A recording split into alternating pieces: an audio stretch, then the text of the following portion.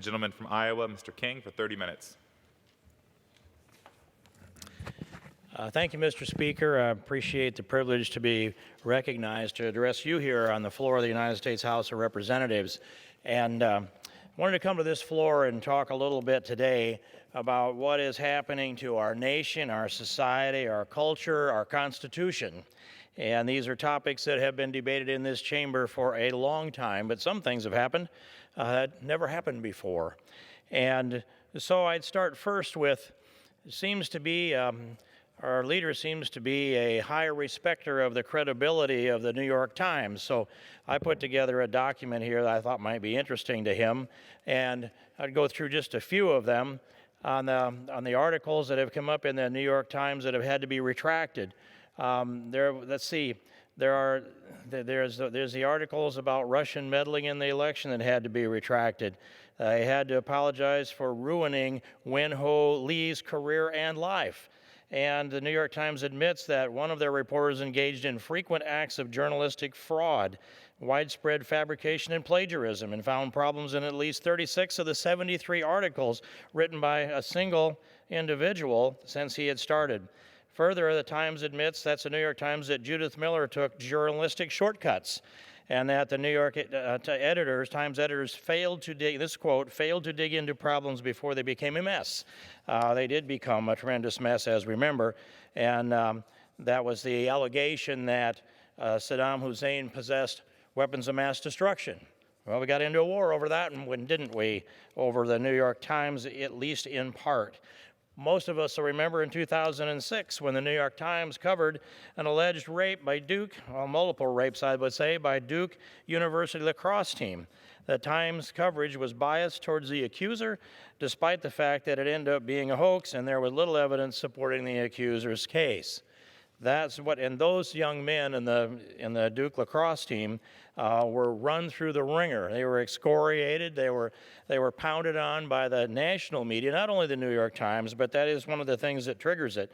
Then again, there's a New York Times article that questioned John McCain's relationship with a lobbyist, and that faced widespread criticism to the article implying that McCain had romantic relationships with a lobbyist.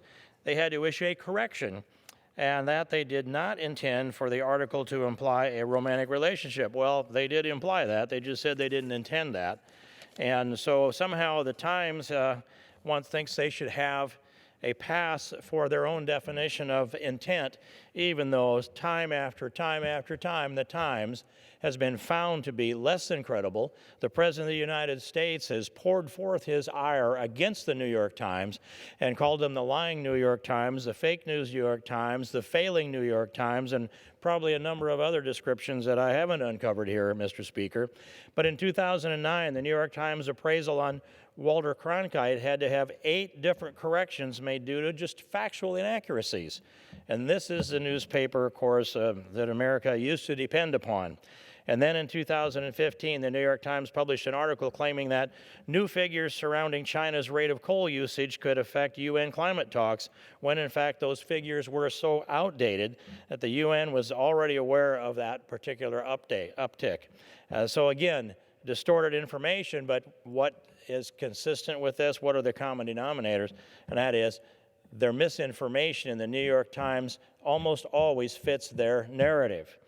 And then, in 2017, the New York Times incorrectly stated that China was in the Trans-Pacific Partnership. Well, that starts a whole national debate on what's going on if China's in the TPP and we're not in the TPP, and then the debate churns along, well, how are we ever going to get back into the TPP? And we'll have to take China in with us if they'll let us in. China wasn't part of the TPP. It was just misinformation. And that was an obvious one that was just, it would have failed even the most rudimentary of fact checks. Go further in 2017, the Times, because of a, quote, their words, because of an editing error, close quote, quoted 3 tweets from General Michael Flynn's parody account, attributing the quotes to General Flynn, further damaging General Flynn's reputation and probably contributing to the difficulties that the proud patriot has had as he wound up his career serving our country. an editing error caused these 3 tweets. They weren't editing errors. They were just picking up because the parody account fit the Times narrative, they accepted the narrative without checking on it. That's my assertion here, and I believe it's true. Again, in 2017, the New York Times claims that Trump visited Israel during the campaign, which was, actually it was planned, but it was canceled for political reasons, I presume, and to be relatively astute on allowing then President Barack Obama to be in charge of foreign policy. In fact, I have a personal experience with that when I thought during the campaign it would be wise for then candidate Trump to have a meeting or two with some key players around the world. But when I raised that issue, I got the straight answer back, which was, no, we don't want to have any kind of implication that we're conducting foreign policy here as a candidate for President of the United States. That is up to the current Commander-in-Chief, and that transition after the election can take place in due course. They were exactly correct in that and conducted themselves accordingly, but the allegations that were in the paper would indicate the opposite of that. I have a number of other stories in here. In fact, I've only gone to the top of page 2, and there's about 7 pages, maybe 8 pages in here, Mr. Speaker. But I think it's clear that if anybody is going to hang their hat on something that they see printed in the New York Times, they're going to find themselves, if that narrative happens to fit the narrative that the New York Times pushes and promotes, you ought to be very suspicious of the facts and the allegations around that. I would go through a few cases that come to mind also in America where misinformation came out. It happened to fit the narrative of the left. And so the New York Times, the Washington Post, MSNBC, CNN, on and on, Huffington Post, it goes on. They pick up that narrative, embellish the narrative, and they look for another way to add to that narrative if it is a narrative that fits their ideology and their preconceived notions of what they think of their political opposition. I would think back to the best example we have is Justice Brett Kavanaugh, who was put through a confirmation ringer that only had been matched, perhaps, by Justice Clarence Thomas. What do they have in common? They're both constitutionalists, they're both originalists, they're both textualists, and they're both in the business, in the process of moving America back to the Constitution, its original intent, and understanding the text of the Constitution has to mean what it was understood to mean at the time of ratification. Now, Mr. Speaker, I'd ask you to just think about that. If the Constitution is a living and breathing document, and this definition can change on the fly, then what kind of a deal do we have at all with our founding fathers and with our posterity? Can you imagine signing a contract? I spent my life in the construction business, and can you imagine signing a contract, and during the course of that contract, the words are in that contract have to mean a defined, precise, black and white meaning, and those words are on paper so that the deal doesn't change. That's what a contract is. You put words on paper, you sign that document, and that says, I'm committed to the language in this Constitution or the contract and the intent of this language in the contract or the Constitution, and I will follow through on that, and I'll complete my side of this agreement. That's a contract. The Constitution is a written contract that lays down the foundation of our government, and it is the supreme law of the land. And it went on paper, on parchment, but it went on parchment and signed and ratified by the 13 colonies so that they said, we're going to keep our part of this bargain. This is the deal. You would have never ratified that Constitution back in the day if somebody would have said, well, it's a living, breathing document. We can redefine these words in here, ignore others, and be able to just work our way around it, and we'll get some activist justices that will work with us in this and give us precedent cases that undermine the original intent of the Constitution. That's what's been going on in this modern era, probably longer than I recall, but I'd say at least back to the Warren Court. And yet today, we have a Justice Clarence Thomas who is an originalist, a textualist, and he believes the Constitution has to mean what it was understood to mean at the time of ratification. And if we don't like that, that's why we have the amendment process, Mr. Speaker. And that's the nominee, Justice Brett Kavanaugh, and that's the nominee, Justice Neil Gorsuch. And I believe that's the case also for Justice Alito, and most of the time I think it's also true for Chief Justice John Roberts.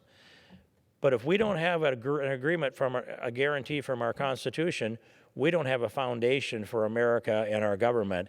And then that puts it into the hands of the willy-nilly attitudes of what might be a majority in the Supreme Court, or the will of the people here on the floor of the House of Representatives, sometimes just turn our back on the Constitution. That contract of our Constitution has to mean what it was understood to mean at the time that it was ratified. And so, why was the big fight then pushing back against Brett Kavanaugh when he was before the United States Senate to be confirmed?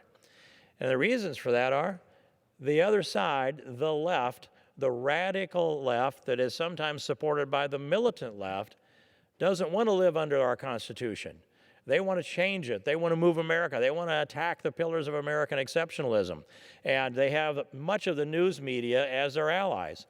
So as the news media pours forth these erroneous stories, and they put misinformation into the eyes and ears of the American people, while they're doing that, they're pitting the American people against the American people. And you saw that during the confirmation process of Justice Kavanaugh. And he faced, this is just my memory, but I believe there were something like 6 different accusers that they accumulated over time. And these accusers, one of them was Christine Blasey Ford, who sat over there with her hair inside of her glasses and told us how bad this was, but her testimony could not be corroborated. And that was actually the verdict that came down when Justice Kavanaugh was confirmed before the United States Senate. Neither could the testimony or the affidavits or the narratives of the others be corroborated. And so, of those 5 or 6 accusers then, none of them held up under the scrutiny, under the light of day, even though the New York Times and the Washington Post and all these publications I've listed and many more came at it as if Christine Blasey Ford was the gold standard for a witness with integrity, and it's clear that she was not. Well, once that they beat up so badly on Justice Kavanaugh that at one point, one of the Democrat senators asked him the question that, you've gone through a lot. You've been faced with all this criticism, and essentially, I'll paraphrase and summarize how I understood that, and it's not a quote from the senator, but it was essentially this: we've beaten you up so badly and mercilessly, we've damaged your reputation so badly, we've destroyed your character, you have to be just personally just crushed. And so how, if you're confirmed as a justice on the Supreme Court, can you sit in impartial judgment on ruling on the Constitution and the rule of law? Aren't you going to be tempted to retaliate because of what all you've been through? Not the exact words, but that was the theme. Now think of this. If somebody is put forward before the public in a nomination process or some other type of scrutiny, and they are so mercilessly pounded by the leftist media, and in some cases collaboration from Republican leadership, that their reputation is so badly damaged, the question comes up, well, can Justice Kavanaugh do his job now that we have eviscerated him through this confirmation process? Oh, I think he can do his job all right. And I think he can do it clearly and with a cool hand and a cool head and an analytical mind. And I think Justice Kavanaugh is doing and will continue to do this: bring America back to the Constitution, bring America back to the original intent, bring America back to the text of the language that's in the Constitution. And if Americans don't like the results of those decisions, we have a method to amend the Constitution rather than simply distort it by judicial activism. And that is about the best way to get revenge on people who put our Constitution under threat by the tactics that they're using in the confirmation process. Well, that process that they were trying to deny the confirmation of Justice Kavanaugh, that process of theirs failed. And he is confirmed, and he's serving with dignity and honor, and he should be allowed to do that for life if he chooses. But they mounted another effort at him a week or so ago, and it turned out to be another false story. And the New York Times, in particular, didn't bother to write into the story that the woman whom allegedly had experienced some type of harassment, and maybe even physical harassment, and I say that allegedly, in case the New York Times missed it the first time I said it, that she didn't have any recollection of the incident whatsoever. And they knew that. And it's reported that the reporters who wrote the story had that line in their story and that it was taken out by the editors. So think of that. The editors at the New York Times are redacting language, but disappearing language so that the meaning of the story is different. It can be as pejorative as possible against a seated justice on the United States Supreme Court. That is appalling. And is it willful? Well, that question hangs out there. Is it willful? I'll say this. There's a Supreme Court precedent case out there from about 1964 called the New York Times Company. Excuse me, it's Sullivan versus the New York Times Company. And that was a case where in Alabama during the civil rights disruptions of the 60s, there was a story that had multiple falsehoods in it that was designed to be pejorative against the law enforcement and the people in Alabama near the Selma area. And I'm not actually sure that was Selma, but it was in Alabama. In any case, the story that came out in the New York Times was inaccurate on step after step. They argued that they locked the cafeteria shut so that they could starve the students out. They argued that, or they reported that. They reported that students were refusing to register and essentially leaving college. Neither one of those things were true. They argued that they circled the building with law enforcement officers, essentially arm in arm. That wasn't true. There were about 4 other falsehoods. They had to be manufactured because what would they be based on? Things like that. And yet, when they went before the Supreme Court in the middle 1960s in the Sullivan versus the New York Times Company, the Supreme Court came down with a decision which is that, well, the Times is protected because they're a print publication and we have to allow them their First Amendment right, freedom of the press, even if it's false, even if it's blatantly false, even if it's obviously false. It just has to be willfully and maliciously false in order for them to be liable. That case needs to come back before the United States Supreme Court and be reconsidered. And I'm told that there's 1 or more justices on that bench that would welcome such a case to make it to the Supreme Court. And I think I've named those 2 most likely to welcome that case here already. And so I am frustrated by this. I'm glad that this case, this second round, be Kavanaugh 2.0 in malicious media meddling is pretty much now into the rearview mirror now that the truth has been applied to the story a little bit better. But this country is not off of this hook by any means. We have a long, long ways to go before we can get down to what is true. And I think Congress is going to have to act at some point. I don't think it's going to happen in this Congress. There has to be a majority change in this Congress, but we are going to have to act. And the stories that have been served up to the American people, I brought up the Kavanaugh story as the first one. Then you can move along a little bit, and I'll take you to, let's see, let's do Covington Catholic. The Covington Catholics were here during the March for Life. That'd be around January 22nd. And a lot of young men, and I also, they were wearing, at least one of them was wearing a MAGA hat, a Make America Great cap, a red one. And they were down by the Lincoln Memorial. And there was a story that there was a Native American that was beating a drum in the face of this young man. And the young man just stood there and maintained his posture, his composure, his expression. And that just seemed to be what all the media would pile on, that they had been disrespecting a Native American who was beating a drum in his face. And that clip of the close-up seemed to be enough just to reinforce a lot of critics that the young man from Covington Catholic somehow carried an attitude that should be punished.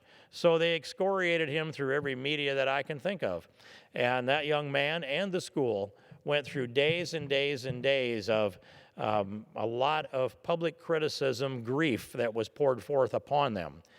And I can say with experience that if you don't have experience with the public grief being poured on you, it hurts a lot more the first time than it does the 2nd, 5th, 10th, 20th, 50th, or 100th time. You do build scar tissue to this, but you can't imagine that a young man from Covington Catholic has scar tissue build up at all. Who could imagine that this would be the case? And so they took that heat and that beating, the whole school, but he in particular, for over a week, until there was a video that emerged that panned back and showed what really went on. There was no antagonism coming from the Covington Catholics.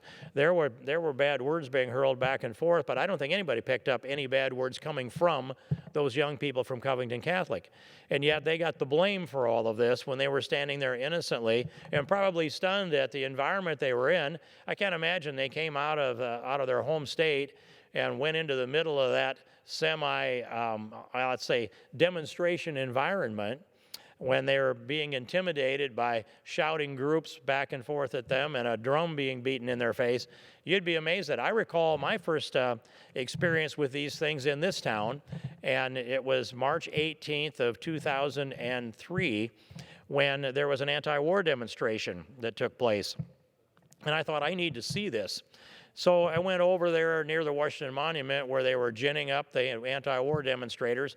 They had two great big speakers up on a stage. They're about the size of refrigerators, microphones, and they were ginning up the crowd. And as I walked around through that crowd, I went incognito, by the way, too, Mr. Speaker. I put on my old vintage Washington Redskins sweatshirt and a cap and all, so I could just hopefully blend into the crowd.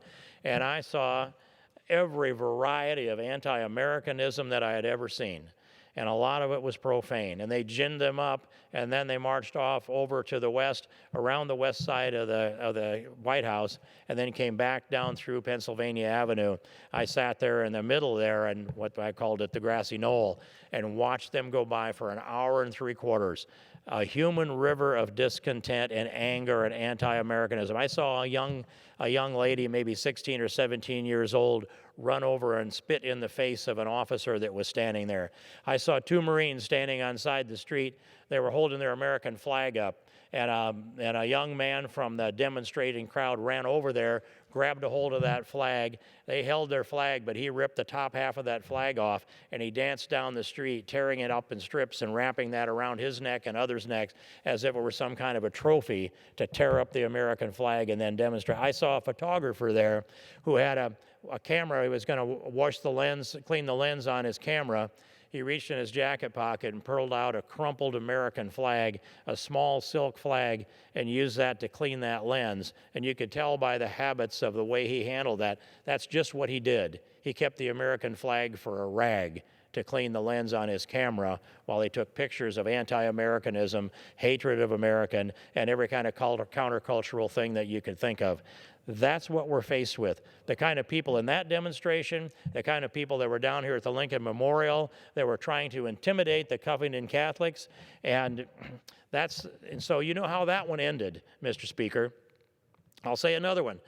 Now, remember, this one also fit the narrative. Justice Kavanaugh, the stories against him, they picked the ones that fit the narrative and drove them. Their narrative on Covington Catholics was, these must be conservative pro-lifers, and they are. And so we've got to find a way to actually expose something that's in their heart, which is, by the way, faith and love. They didn't expose that. That was the Covington Catholics. Justice Smollett alleged that he was the subject of at least a lynch threat, and that they had, poured bleach on him and whatnot. And that went on for a while, and that story was all ginned up because these were supposedly racists that were going to lynch Justice Smollett in Chicago. But I saw the video of the two men that went into the convenience store to buy those items that he had put on top of him. That little bit of kind of a scrawny rope that didn't look to me like it was a rope you'd use for that, but that and the other items that were there, all of that was on video, purchased at the convenience store. It was reported at least, and now I don't know if it's true, that they were paid something like $3,500 to do their part in this. And Jussie managed to wear that rope all the way back to his apartment before he was interviewed by the police. And yet, still, this story went through and through. And now the federal government needs to get involved in it. And I believe they are doing a full investigation of what looks like, let's say, a less than enthusiastic local prosecutor there in Chicago. But that's another story that fit the narrative. Surely there are people out there that are racist that would go out and get rope and bleach and whatever and wait in the middle of a 20 below zero night to waylay Justice Smollett at a place like that. It happened to be about the only location where there were not surveillance cameras. Carefully thought out? Only partly. But that fit the narrative. That was published. It was the New York Times too, but it was many others, Mr. Speaker. Who am I forgetting now? Well, I guess there are a number of others. I happen to be one. And so I'm waiting for a report to come down that would lay out what's going on in this Congress. But I revere this Constitution. I carry one in my pocket, in my jacket pocket, every day. When I say the pledge, my hand's inside my jacket because my hand is on that Constitution, which is as close to my heart as I can get it. And I believe in it, and I believe our job is to restore this Constitution back to its original meaning and intent. And the pillars of American exceptionalism are identified, most all of them, in the Bill of Rights itself. The central pillar of American exceptionalism is the rule of law. There are a number of things around that rule of law that we need to remember. Innocent until proven guilty, a right to face your accusers, you get to face a jury of your peers. All of that's there. We have other pillars of American exceptionalism. Freedom of speech is a pillar, freedom of religion, freedom of the press, freedom of assembly, peaceable assembly, I might add. All of those are pillars that this shining city that Ronald Reagan described to be on the hill, I say is supported and held up and built upon those pillars of American exceptionalism. And I mentioned the rule of law, the central pillar without which the rest of this collapses. Without freedom of the press, the rest of this collapses because corruption has then a free rein.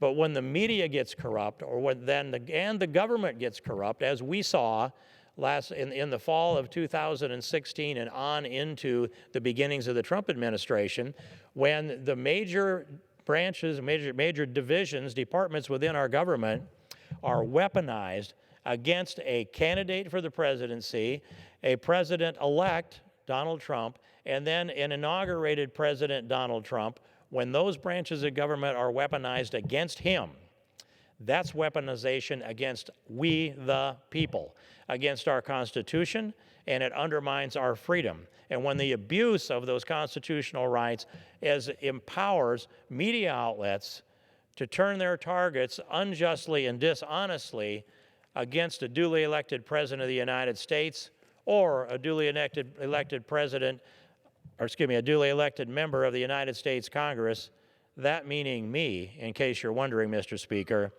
that threatens our republic. And this republic will eventually collapse if we continue down this path. We must preserve those rights that are in our Constitution, including innocent until proven guilty, the right to face your accusers, a jury of your peers, due process. That has to all be there. The president hasn't had due process. I haven't had due process, but I have added up a few things. There are currently 4 members of this Congress, Mr. Speaker, that don't have committee assignments. 4. One of them resigned from the Republican Party and from his committee assignments, so that takes it down to 3. 2 of them are indicted for federal charges. That takes it down to 1. Then the one in this Congress, being me, Mr. Speaker, and we look back through history all the way back to 1900, and we find one other member of Congress that didn't have committee assignments since 1900. That happened to be James Traficant, about 2001. He happened to be one that was removed from his committee assignments shortly after he voted for Dennis Hastert, a member of the opposite party, and went against many of the platform positions of the Democratic Party. They decided he wasn't a Democrat any longer and removed him from his committees. But in 120 years, there's only been one other than those that I mentioned. That's James Traficant. And he was later on indicted and convicted on 9 or 10 federal charges of fraud and corruption and taking bribes and racketeering and those kind of things. Found guilty on all of them, served some time in prison. So these are very serious charges. When you're convicted of federal felonies and removed from your committees, I don't think it's right to remove someone from a committee when they are charged, because if they're indicted, they are innocent until proven guilty. So why would you punish somebody if they're innocent until proven guilty? That defies the foundational principle of our government. But nonetheless, the charges at least are serious. Federal felony charges for 2 members today. Charges are certainly serious for James Traficant, who spent time in prison. Why does Steve King not have committees? Because of a misquote in the New York Times for the simple purpose of an allegation of politically incorrect speech. And with that, Mr. Speaker, I would yield back the balance of my time. The gentleman yields back. Chair leads before the